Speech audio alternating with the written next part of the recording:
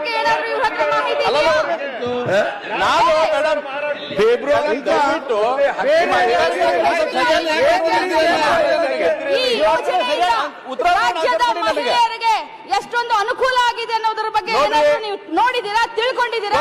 ಈ ಯೋಜನೆಯನ್ನ ವಿರೋಧ ಮಾಡಿದಂತವ್ರು ನೀವು.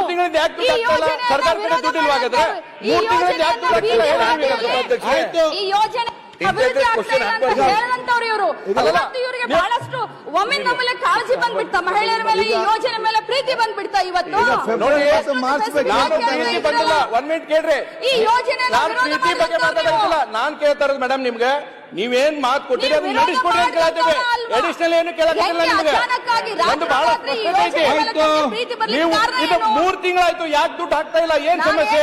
ಸರ್ಕಾರಕ್ಕೆ ಹಣಕಾಸಿನ ಕೊಟ್ಟೈತೆ, ಏನಾದ್ರೂ ತೊಂದರೆ ಐತಾ ಅದನ್ನ ಕ್ಲಾರಿಫಿಕೇಶನ್ ಮಾಡ್ರಿ. ಈಗ ಹಣಕಾಸಿನ ತೊಂದರೆ ಇದ್ರೆ ಸರ್ಕಾರ ದುಡ್ಡಿಲ್ಲ